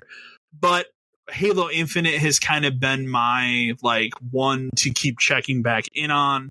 because I just still really love Halo. And I find myself going back to that more often than not. Like I've shockingly not uninstalled that game from my Xbox since it's come out, which is crazy. So, and that's 100 gig game. So, but now this recent update putting Firefight into the game has made a tremendous improvement to it. They added all those Halo 3 maps. The fact that I can play Firefight on Valhalla from Halo 3 is incredible. So that's kind of all I need. So I'm happy with that. That's kind of the only one of those games for me. I don't really have like even mobile stuff. Like I used to play, we've talked about it on this podcast a lot, but that Supercard WWE game, but I kind of bounced off that. I know Dan still plays that, but what about you, Matt? I know you Apex at least. Yeah, I'm a big Apex man. I've been playing since season 2 of that, and that dropped a while back. Ironically, I actually told myself I was actually thinking about taking a break after this season's up from Apex for maybe like another 1 or 2 seasons, just to kind of start playing through some of the stuff that I actually need to start playing through. Yeah, because And I explained this to a friend earlier. So many games nowadays are open world games, and knowing that you're about to pick up a game and dive 100 hours into it is just so mind taxing sometimes that you just don't want to do it. Yeah. So like, even though I tell myself I need to play some of these games, I need to play these games, part of my brain also says, you know what? I just don't feel like putting that time in. Yeah, for sure. I don't want to have to sit here and think about how I'm dividing up skill points or how I'm positioning, like someone's like magic defenses or anything like that. And sometimes it's just taxing. Apex is the game I go to when I don't want to play anything like that and like not hurt my brain. And like I said, I've been playing it for a while. The downfall with Apex is finding teammates who actually want to play. Yeah, that aren't just, messing around in the game or whatever. Yeah, and like I've joined a couple Apex communities on Facebook. It's typically the same thing. If a gamer girl jumps in, and she's like, "Oh, I'm looking for people to play with." The comments are flooded with dudes that are like, "Yeah, add me. I'm like the best," and like. I just want to find like at least 1 or 2 people who play the game that just can have fun. I'm not take it seriously. Just kind of play around when you got time. I did play Fortnite OG like a week or 2 ago when it dropped when they were doing that. Yeah, and that was a lot of fun because I am a Fortnite OG player. Yeah. However, now the game has like developed into something completely different. And it's even gotten to the point now where my son is actually thinking about leaving Fortnite because he said it's just not the same. He's been playing it for years now. Like, and it's the kind of thing where I feel like unless you've stuck with it for years and constantly played it, you're going to lose it. Like if I load up Fortnite, it's going to be completely different than when I tried it initially when it was the hot title of 2018. So yeah, exactly. It's got to be complete. I mean, back then there wasn't, I wasn't seeing Master Chief and fucking John Wick fighting each other. You know what I mean? You know what? They just, honestly, this what was it? Like 2 days ago, they released all 4 Ninja Turtle skins. That's insane. I have been sitting on it because I'm like, the skins look like really good. I mean, they do a good job with those. I will say that. But then I'm also like, man, I'm about to have to spend $40+ on these 4 skins for these Ninja Turtles of a game I don't really play. Yeah. So then now I'm like, know what? No, I can't do it. Like, I just can't physically put my money into something. Well, I think it's like, if they couldn't even get me with Batman skins when they did that, like, I'm not the target. Yeah. Yeah, so. Not at all. So, I mean, Apex is my go-to game. I just started talking about that game. I played the beta for a little while ago. The finals? Yeah, that was potentially They just opened that up not long ago. And I'm thinking about jumping onto that because I do still want to have a game that I play that I don't have to use a lot of mind work for. And maybe I can get into that. Maybe I don't. I mean, who knows what'll happen. And that's been the fun for me, especially with the infinite firefight thing. Like, I don't have to think about anything. You're just fighting waves of the Covenant. So, like, exactly. And sometimes that's just good. Like, I don't want to have to dive in and like have to think about puzzles and shit like that, or like it's sometimes being a gamer nowadays is such a pain in the ass. Well, and I'll say this because you can share this with me, especially the last like week of work you and I have had at our job and how busy it's been. Worse. I get done at night, like I'm not thinking about like, oh, I'm gonna go do all this stuff in RoboCop or like play Baldur's Gate or something. Dude. That's like, I just want to not think for a while. So that's like Halo Infinite's, firefight mode's been perfect for that. And the crazy thing, like so I used to watch The Office religiously, and I'm a big fan of The Office. Yeah. But I have now discovered that I think that show Superstore is actually my favorite TV series that I've ever watched. Okay. And I've gotten to the point now where work has been so taxing, and it's not even like it's been bad. It's just been busy. Yeah. And then the people have just not, it's like somebody opened a portal to people who don't read and don't understand English. Absolutely. And I don't, when I say I don't understand English, I could just say, please click here. And they're like, where? And I'm like, where? Here. And they're like, where? And I'm like, if you don't just fucking pay attention to what I'm trying to tell you. Exactly. So yeah, it's like I just finished Superstore less than probably 2 weeks, and I'm rewatching the shit because I just don't want to mentally tax myself into doing anything. Mine this past month has been King of the Hill, which I just rewatched this time last year, and I was like, well, I don't want to do I do Frasier every year. I'm like, I don't want to do Frasier. And I just did Roseanne in the spring again. And I was like, you know what? I'll just fucking watch King of the Hill again. Yeah. Which I'm almost done with, sadly, already. So, look at that. See what I'm saying? So, yeah, I mean, I think it's good for everybody to have a game that they just... That thing that they can just go to and they just not have to use it. It's like, for my girlfriend, it's cooking shows. Like, she's almost done with another watch through of Bar Rescue right now because she just wants to hear John Taffer yell at people. Sometimes you just want that guy. You just want to watch somebody tear someone down, and that's what that guy does. Gordon does a good job of it. Man, not at the level of John Taffer. He is just like, he is so bad, and he's so bad that he's so good at it. And it's funny you say that because I started watching Bar Rescue too. Yeah, because I was like, let's just see what. And episode 1, season 1, Taffer just went into these, and I'm just like, oh my gosh! I realize now. So have you never watched it before? I've seen a couple of episodes here and there. Have you seen the Pirate Bar? I don't think so. Okay, that is season 2. I want to say it's the first or second episode. I might skip that shit and just watch. You need to see it because I literally like Dan and I think that he does what he does just to fuck with these people. So they run a bar. They run a bar and act like they're pirates, and they don't want to change anything. He changes the bar, I kid you not, to a bar called Corporate Bar and Grill, where he makes them wear like suit and tie. And it makes sense because of the area that they are in is all corporate suit people and stuff like that. It makes sense. But I also think he did it just to fuck with these people because he knew they were never going to change their bar. I'm going to have to skip you need to watch that season one. Second season. It's second season. Check that out. It is so ridiculous. For sure. Like, I think definitely, guys, if you don't have a game that breaks up your monotony, I think you definitely need to find one. Or a TV show. Yeah.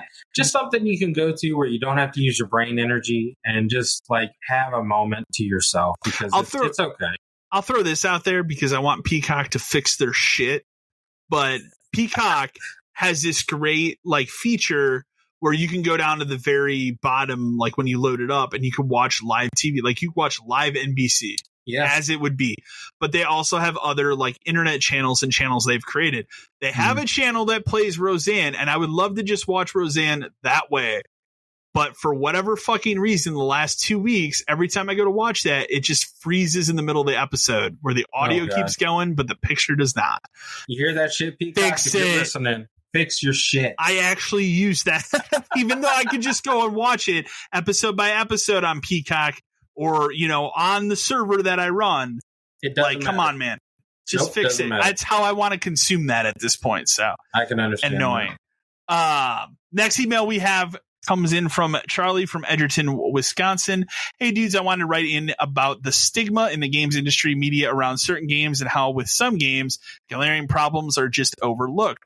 The game I'm, of course, talking about is Baldur's Gate 3, which recently released on Xbox. The game is plagued with a save bug that's seemingly affecting a large portion of the player base, and it's like this studio can do no wrong and is protected. You can't even have a discussion about it online without somebody shutting you down because the game is amazing. I lost my 40-hour save to the glitch. I can't get a refund because I've played too much of the game. And yet anytime it's brought up, people will defend this game like it's a relative. What am I missing here? This is what I like to call the completionist syndrome. The fact that he has 1.5 million followers. Like, it's just how it is, man. Like, I hate to say it like that. And I truly, truly, truly feel horrible that you spent 40 hours. That's why I haven't started it. Yeah. 40 hours. Dude, that's a work week, bro. It is. Like, it's logging in every single day for 8+ hours to play a game and to lose it. Man, I tell you, I'm trying to play it again. I am trying to think of a game that I lost progress on. And the only one I can come up with, I didn't lose the progress on. You can't save the game. And that is Resident Evil Survivor, which is that shitty light gun game, which doesn't have light gun support in America. You can save the game. It has a save feature in the game, but it doesn't actually save. Because I played 2 hours of that. I saved my game, turned it off. Went to go back and play it, discovered that it didn't save the game, got on my bicycle, rode back to that video store and returned it. I need to rent something else. The one that did me the worst was the original Ninja Turtles for NES. Okay. And the fact that you couldn't save that game because, again, it was the NES and not a lot of games had save. But that was 2 hours. I can't imagine 40 hours of a game and just I wouldn't play it again. I'd be done. Done. I feel like the same way you feel. Like, at this point in time, everybody knows that there's a bug. Mm-hmm. And if you want to be safe about it, at this point in time, stop playing the game. Yeah. Because you are going to be one of those people that acts. That's like the Diablo issue and Diablo 4, where, players were glitching out and losing their hardcore character. I kid you not. I would shut a game off and never go back to it if I spent 40+ hours. Especially a hardcore character. Especially at a hardcore. I was watching people when Baldur's Gate popped up spend like 10 hours just making a character. I know, and that's the thing. It's like I've even sat on like, do I sit and spend the time just making my character? I'm like, no, because what if I lose that? God, I have 40 hours, Charlie. Man, I am so sorry, dude. Like, I hope that doesn't deter you from playing this game whenever it's fixed. But if it does, I don't blame you either. Yeah. Not at all, dude. I do not blame you at all. Only thing I can relate to is like back in the day when I used to care about achievements, like 360 era. Like, let's say it's a game where you had to play through the entire thing or a good portion of it to get to something and you miss it. Yeah. Or you forget to pick something up. That would be enough for me to be like, I guess I'm just not doing that because I wouldn't play the game again. Ideally, what was it? Breath of the Wild. Mm-hmm. I've probably put about 8 hours into that game. I loaded up and I have no fucking idea where I'm at, what I'm doing, where I'm going. And it's like, and I told you before, I guess I'm just going to have to restart because it's like, I legitimately, I'm not a big Zelda player. Like I don't play a lot of them. And I wanted to play this because it looks so good. It's an amazing game, but you got to stick with it. Yeah, but like it's like if I don't put that time in and I don't stick with it, like I'm gonna end up screwing myself. I did what I did. I am doing what I did with Breath of the Wild, which is I put 50 hours into Tears of the Kingdom, I will probably pick it up sometime next year and then put another 100 into it and be done. I can say, but I will spend a good 5 to 10 hours trying to figure out where the fuck I am in that game before. So I can say I found I think you showed it to me, or else I found it online. But I got a strategy guide for Breath of the Wild. And I think essentially when I'm ready, I'm going to pick that up, and I'm just going to follow that book page by page to get through it, because it's like... I bought the hardcover Tears of the Kingdom guide, and that's the first strategy guide I have bought in probably 2-3 years. Because I would have had those Elden Ring ones, but then they fucked me on that, so I'll never have those, which insane. Even though Amazon still says it's on its way. It's been on its way for 8 months now. Like, jeez, but it's canceled. Yeah, exactly. I didn't pay for it, so. Yeah. But yeah, like it's wild. So no way. Yeah, at some point, I don't know. That's not on my list. My list of stuff to do, like between now and when we return, I really would like to start Baldur's Gate, but it really depends on if they get this thing ironed out. Yeah. So I'm gonna look at something small. I've really been thinking about Sea of Stars. Okay. Because that seems like a small, like I could probably blaze through that pretty fast. Otherwise, I have also thought about playing, even though it's a year old now, the Crisis Core remake, because I've been thinking like maybe I should run through that before Rebirth comes out. And the only thing that's holding me back on that is like I have this juggernaut next year of like, okay, end of January is Infinite Wealth. That's going to be a huge game.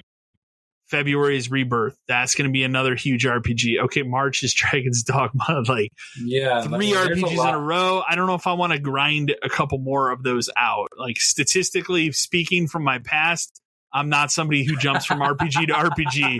I need something. So the other one I've been thinking about is just going back and like playing more Starfield, because I kind of just put that down to play other games, but I'm not done with that game, and I really like Starfield. So. Yeah, I'm in that weird category. So at this break, I'm gonna finish up Mario RPG. I'm gonna finish that for sure too. I'm gonna nail out Sleeping Dogs, and I think I'm gonna actually try to tackle Arcade Paradise. That game rules. Arcade Paradise. Yeah, I know what you're talking about. I think I'm gonna tackle that, and I think I'm gonna try to tackle just some random games on Game Pass. Like I really want to I really want to jump back into Tunic. That game's cool. Yeah, that game is really cool. Because I really liked the way that game was going. I did too. I'm at a point where I got stuck. Yeah, the music's solid. So maybe, hopefully, when we come back in the new year, I will have completed a couple, and we can talk. Yeah, for sure. But that's going to do it for us. So that this will be the last episode of 2023 for the podcast. We will return mid-January. With Dan. He'll be back by then. Hey, Dan. And we will return with all our game of the year, like what we're talking about. It'll kind of be a preview for what I'm doing for my channel, because I'll be working on that stuff at that time anyways. And who knows, maybe I will have played Baldur's Gate 3 by then. We'll see. So, but as always, send your emails to podcast572. And until then, we will talk to you later. Thanks for listening. Stay safe, guys.